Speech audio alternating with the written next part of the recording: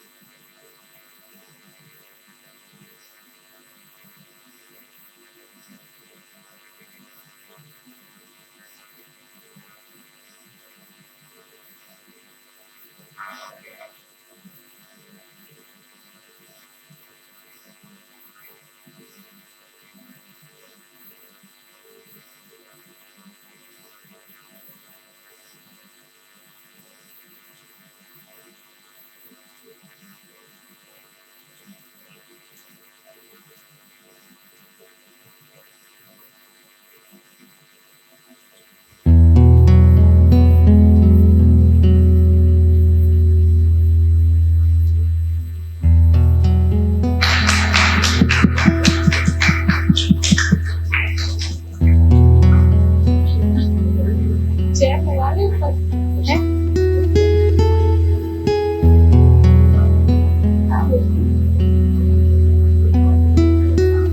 Yeah, so now it's time for the responses and comments from the audience. Akash is very curious to know कि क्या इस बार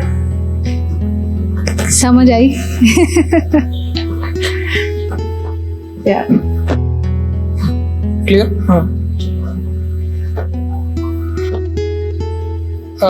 कोई अगर पहले कुछ बोलना चाहे या फिर कुछ तो बोल सकता है. अगर किसी को कुछ पूछना है या फिर जो भी रिस्पॉन्स है आपका कुछ चीज. ओके तो hello. So I just want to ask कि उस दांत का क्या हुआ? हाँ अभी तो सही है. वो So how did you sort that actually? It's like I was curious to know. ये एक सीक्रेट है. Okay. इसका एडिटिंग मेन था स्टोरी राइटिंग कि बिना बोले क्या पूरा मूवी 8.5 मिनट तक आप होल्ड कर सकते हो. पहले एक चीज़, इतना पोटेंशियल है क्या मूवी में कि ऑडियंस को होल्ड करके रखना है, एक भी वर्ड नहीं बोलना है और पूरा आइडिया भी कन्वे करना है. तो स्टोरी राइटिंग में ज़्यादा टाइम गया है. I mean almost 20 days to 30 days सिर्फ राइटिंग में चला गया कि कौन से शॉट्स रखने हैं, कौन से शॉट्स नहीं रखने हैं, और स्टोरी स्टार्ट कैसे होगा और एंड कैसे होगा, इस पे ये सारा काम इस पे गया. एडिटिंग में मुझे एडिटिंग इसलिए ज़्यादा टाइम लगा क्योंकि एडिटिंग आती नहीं थी. प्रॉब्लम ये था. अगर एडिटिंग आती होती और उतना अच्छा सिस्टम अवेलेबल होता तो शायद वो 5 से 6 दिन में काम हो जाता.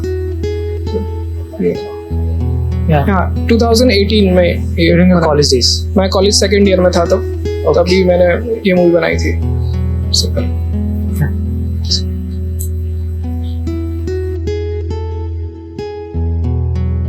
Hello, sir.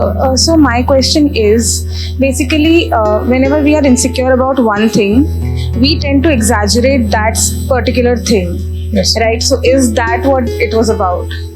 हाँ ये एक आइडिया था कि नेवर एंडिंग प्रॉब्लम, और आप जिसको बोलते हैं कि चलो अभी एक करंट में हमारे पास एक प्रॉब्लम है तो हम उसके अराउंड घूमते रहते हैं, हम उसके बारे में सोचते हैं, हम उसी पे सारा हमारा फोकस रहता है. और जैसे ही वो चीज़ सॉल्व हो जाती है दूसरा कुछ निकल आता है। तो हमारे पास फिर एक नई प्रॉब्लम आ जाती है और फिर हम उसको लेकर के उसके रिवॉल्व घूमते रहते हैं। तो वो एक नेवर एंडिंग लूप है, वो चलता ही रहेगा, वो आप खत्म करोगे वो नहीं होगा। और जो प्रीवियस प्रॉब्लम्स है वो ऐड ऑन हो जाती है, लाइक दैट हाँ। Jump scare with that thing. वो फिर ऐड ऑन हो जाते हैं, वो सारा आपका प्रीवियस।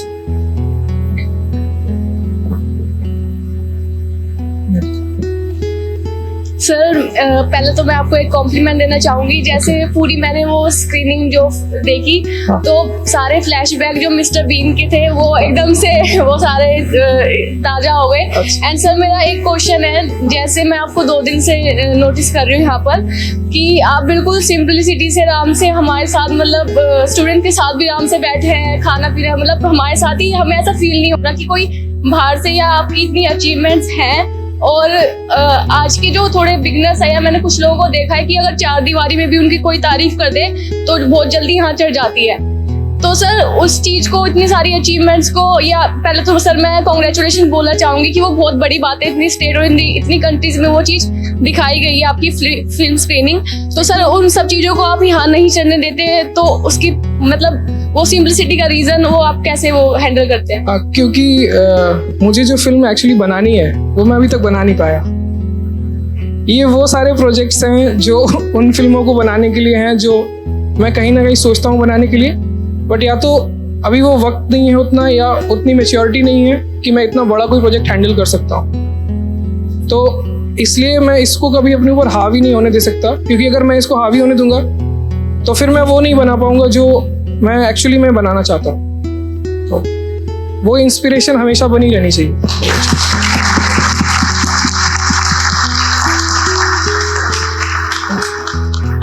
जब मेरे को पूछा था सर आपकी जो फिल्म है इसके पीछे की क्या मोटिवेशन रही है आपकी? इस चीज के पीछे ओके, तो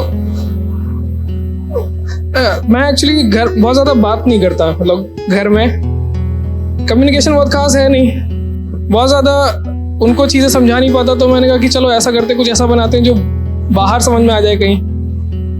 तो एक मोटिवेशन वो है। दूसरा ये है कि स्पेसिफिकली ये फिल्म जो है जब मैं बना रहा था उससे पहले मैं सरियल आर्ट से बहुत ज़्यादा इन्फ्लुएंस था। आपने शायद सुना हो, या एक पीरियड था प्रॉपर 20th सेंचुरी में, स्टार्ट में आंद्रे ब्रेता और डाली और ये सारे लोग लेके आए थे।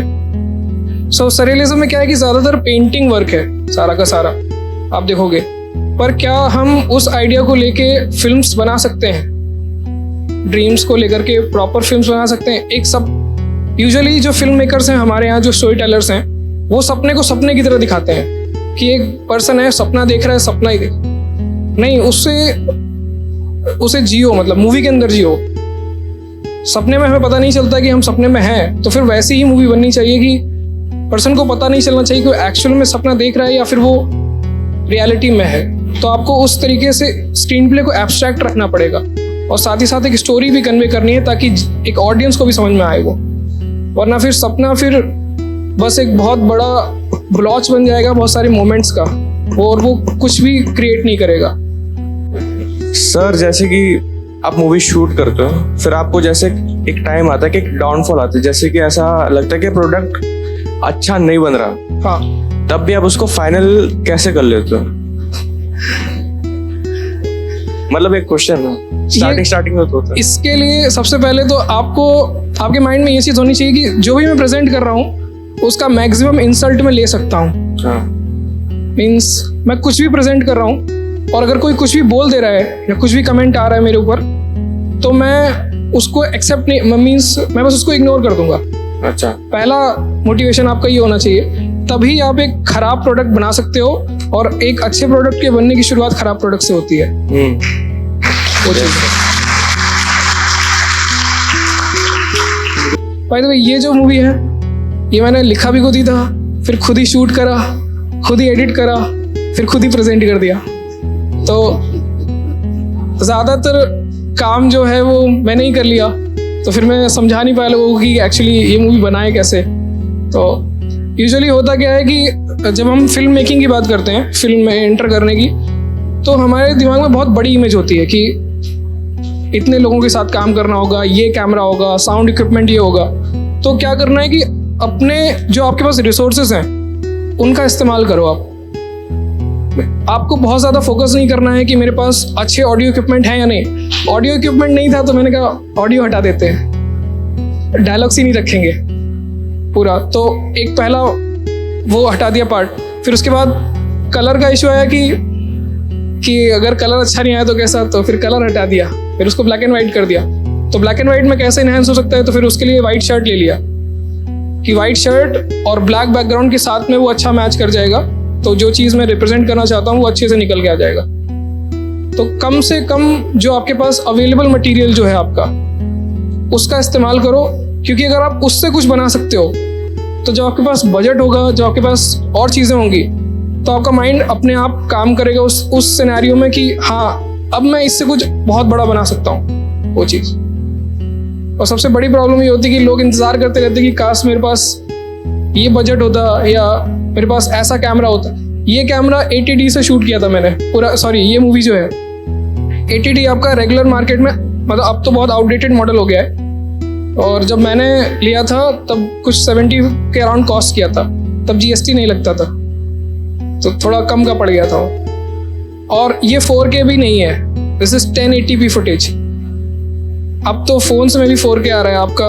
बहुत अच्छे इक्विपमेंट्स हैं, मींस करंट टाइम पे आप किसी भी कैमरा के साथ गलत नहीं हो सकते, सारे अच्छे इक्विपमेंट्स हैं और वो सारा अच्छा मटेरियल प्रोवाइड करते हैं। बस मेन चीज़ ये है कि आप स्टोरी पे फोकस करिए और उससे कुछ बनाइए।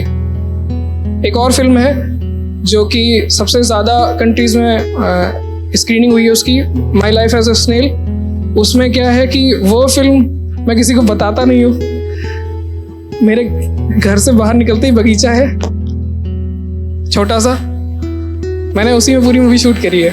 और मैंने सबको बता रखा कि मैं फला जंगल में गया था ये मतलब मैं बहुत ट्रैवल करके, और मैंने बहुत सारे इक्विपमेंट जोड़े, ये सब कुछ नहीं है। उसमें एक कैमरा था और मेरे पास मैक्रो लेंस नहीं था, तो मैंने क्या किया कि सर थे उसमें अभी MCRC जामिया में है वो, तो उनसे मैंने पूछा कि क्या कुछ इसका अल्टरनेटिव है, कुछ ऐसा बना सकते। सो ही सेड कि एक्सटेंशन ट्यूब खरीद ले, 1200-1300 रुपये की आती है। मैंने कहा उसका काम क्या होता है कि यूज़ करके देखना एक बार। सो मेरे पास 50 mm लेंस था और मैंने एक्सटेंशन ट्यूब ले लिया, आपका 1400 समथिंग पड़ा था। उसको ऐड करके मैंने उसका फोकल लेंथ जो है मल्टीप्लाई कर दिया 2 से 3 गुना ज़्यादा। तो उससे क्या हुआ कि जो 50 mm पे था वो मुझे 250 mm की फोकल लेंथ दे रहा था, और वो भी मैक्रो में। तो मैंने कहा बस सही है, इससे काम हो जाएगा। और क्योंकि उसके बाद जो फुटेज उसने दिया वो आप बता नहीं सकते कि वो किस कैमरे से शूट हुआ है। तो लोगों से बात करो, आपके पास बजट नहीं है, आपके पास कोई भी इशू है, आप पूछो उनसे कि क्या इसका कोई अल्टरनेटिव है, क्या मैं इसे कम पैसे में बना सकता हूँ, तो आपको डेफिनेटली कोई ना कोई आंसर मिल जाएगा। और मैंने वो बना दिया। तो जब मैं फिल्म फेस्टिवल में था, गोवा में था, तो लोग इस बात से ज़्यादा परेशान थे कि ये शूट कैसे किया है। तो मैंने कहा अरे मैं तो ना उत्तराखंड गया था, वहाँ पे जंगल थे, ये करा वो करा। क्योंकि ऐसे जब बताते नहीं ना कि इतना बजट आया, ये सब उनको लगता है ये तो उठा सुबह बैठ गया गार्डन में, मूवी बना ली और सबमिट कर दी। बट हाँ, तो वो वैल्यू नहीं करते हैं। बट उसमें भी क्या है कि स्क्रिप्ट का बहुत बड़ा काम है। स्क्रिप्ट, मेरी सिस्टर आई हुई है यहाँ पे, सो हमने दोनों ने स्क्रिप्ट लिखा था उसका।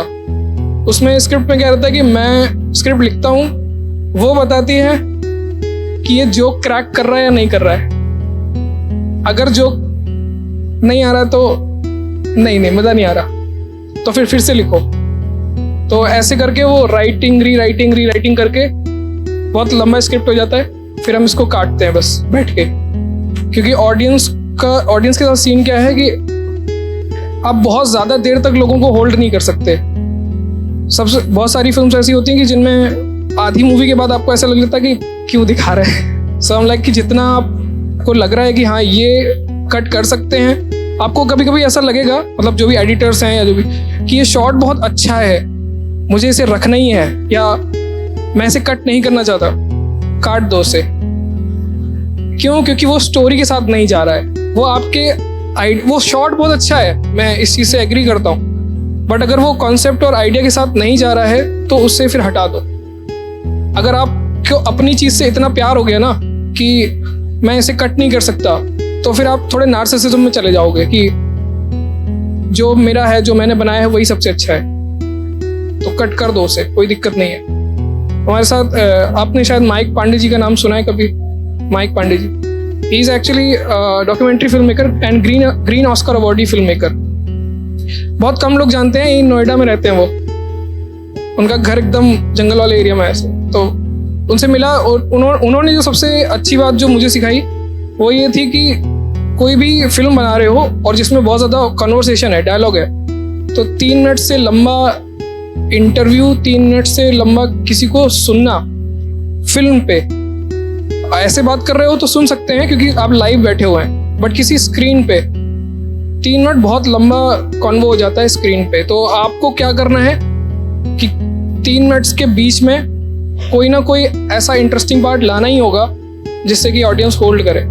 उसमें आप जोक डाल सकते हो, कुछ ऐसा जिससे कि वो कुछ भी बस इंटरेस्टिंग हो, बन जाए वो चीज़। अगर आपकी सिस्टर आज ऑडियंस में है तो हाँ। कैन वी हैव हर, मतलब एटलीस्ट खड़े हो जाए, मैं भी नहीं जानती कौन है। आए व्हाट्स हर नेम? प्रिया। प्रिया?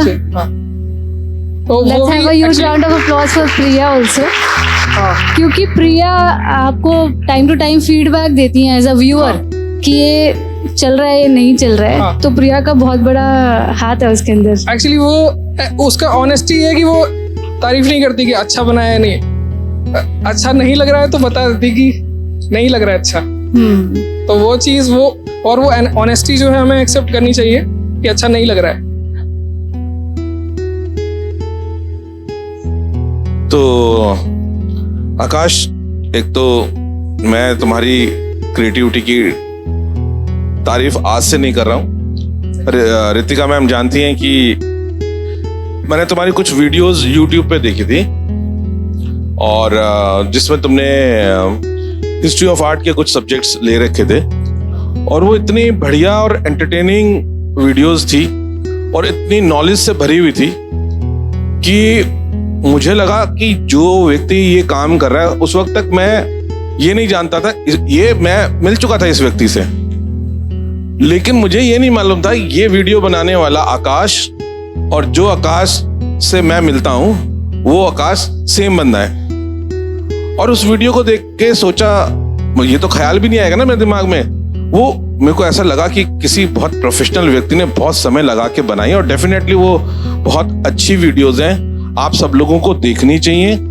और तब मैंने ऐसे इतना जोर की विचार आया मेरे दिमाग में कि मैं इस व्यक्ति से मिलूंगा कभी ना कभी और इसको बोलूंगा कि अपनी ये सारी वीडियोस जो हैं उसके लिए हमें परमिशन दीजिए ताकि हम अपने स्टूडेंट्स को क्लासरूम में उनको कोर्स करिकुलम के दौरान दिखा पाएं।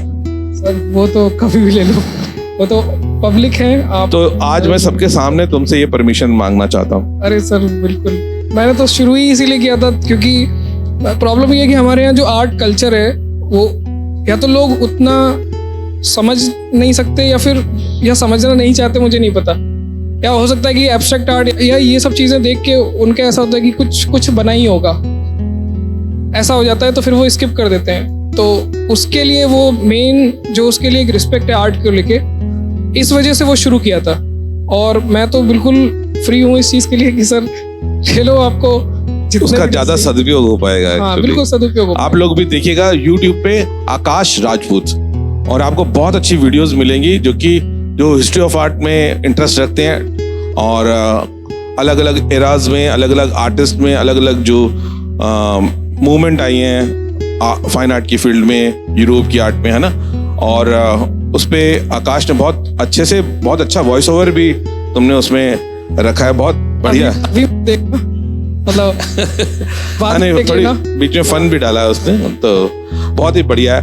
थैंक यू सो मच आकाश यहाँ आने के लिए और अपनी क्रिएटिविटी यहाँ शोकेस करने के लिए बहुत बहुत धन्यवाद। हम दोबारा चाहेंगे कि अगेन एंड अगेन तुम हमारे प्लेटफॉर्म पे आओ और जुड़े रहो हमारे साथ। Thank you so much, thank you, बहुत बहुत धन्यवाद। Thank you. जाने से पहले मैं तुम्हें एक छोटा सा गिफ्ट देना चाहता हूँ।